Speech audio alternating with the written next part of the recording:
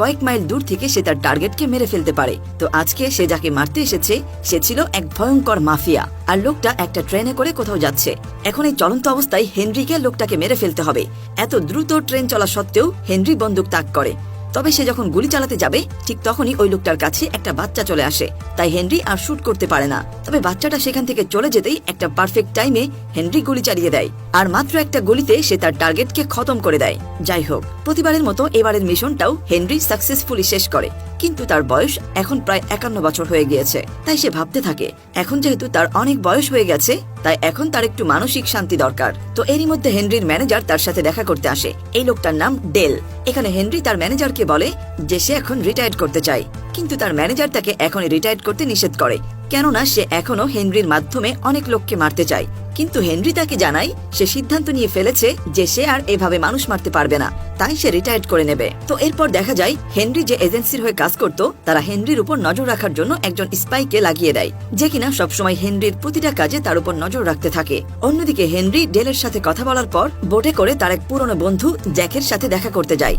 আসলে জ্যাকও একটা সময় হেনরির সাথে এই এজেন্সিতেই কাজ করত।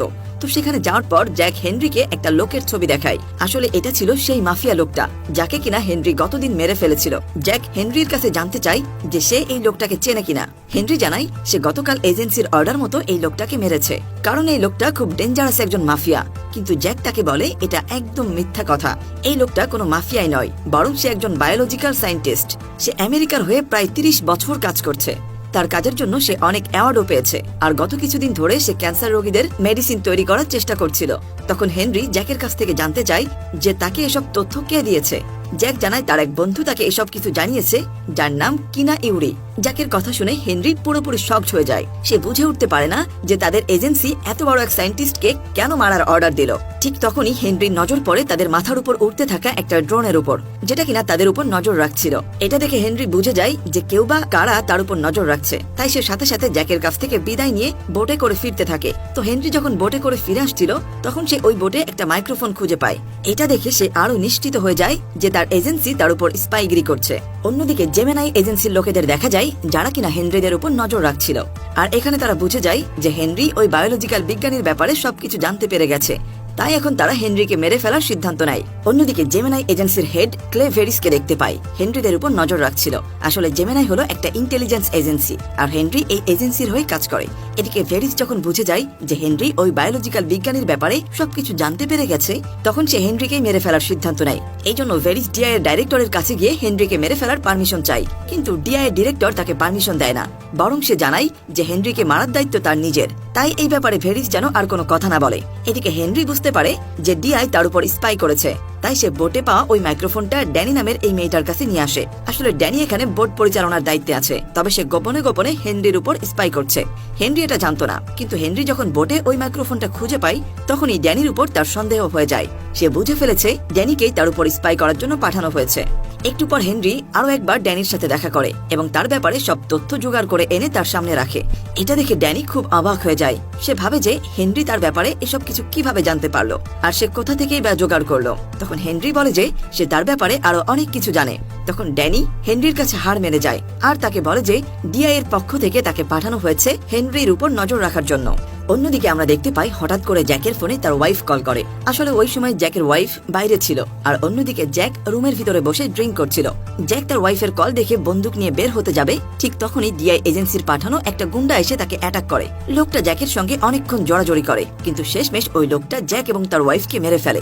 এদিকে হেনরি ততক্ষণে বাড়ি চলে এসেছে, কিন্তু এরই মধ্যে তার ফোনে আবারও একবার নোটিফিকেশন আসে, যেটা দেখে হেনরি বুঝে যায় যে তার এরিয়াতে কোনো লোক প্রবেশ করেছে। আসলে তার এজেন্সি অবশ্যই কেউ কাউকে না কাউকে পাঠাবে তাকে মারার জন্য।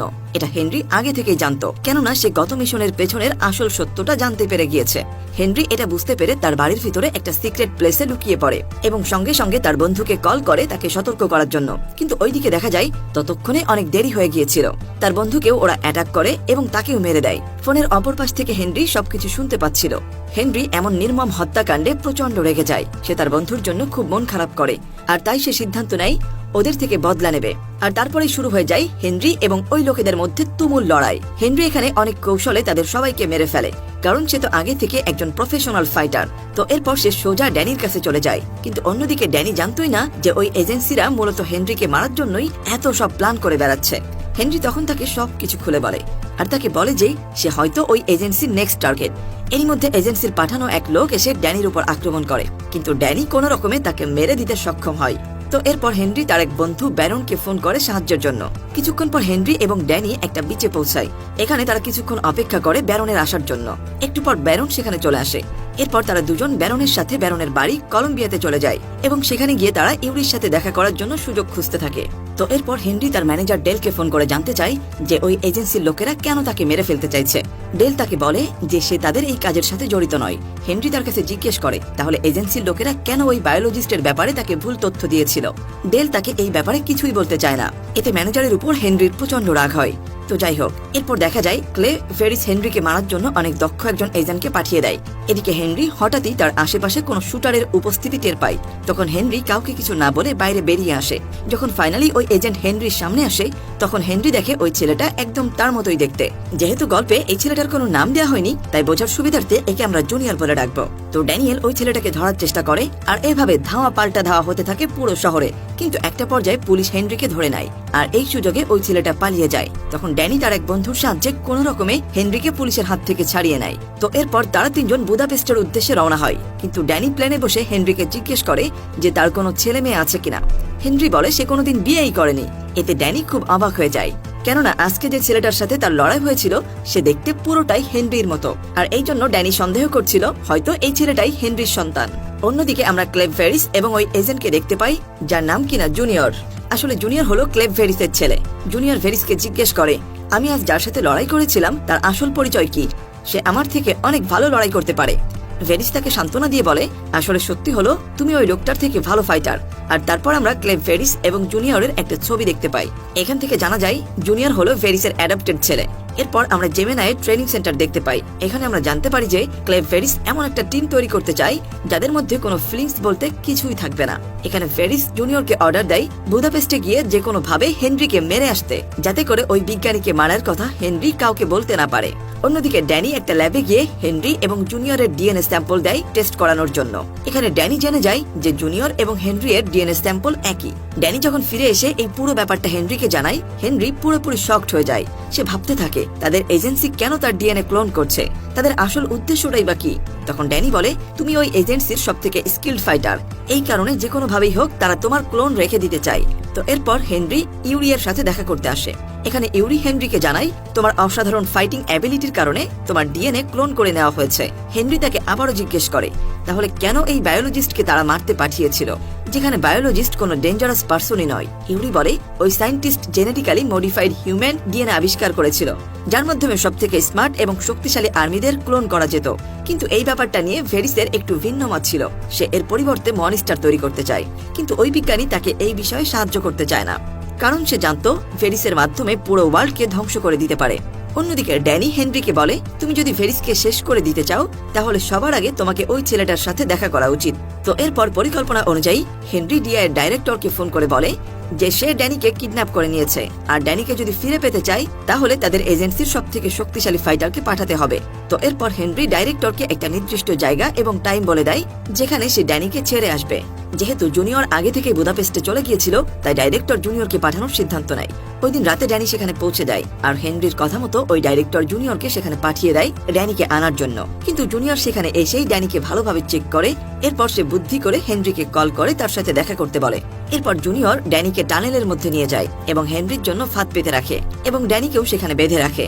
হেনরি যখন ওই টানেলে আসে তখন জুনিয়র বোম ব্লাস্ট করে, কিন্তু হেনরি কোনো রকমে সেখান থেকে বেঁচে যায় আর জুনিয়রকে ধরে ফেলে। তখন হেনরি তাকে বলে যে সে শুধুই তার কপি মাত্র, কিন্তু জুনিয়র হেনরির কথা একদমই বিশ্বাস করছিল না। এখানে তাদের মধ্যে দুর্দান্ত লড়াই শুরু হয়ে যায়।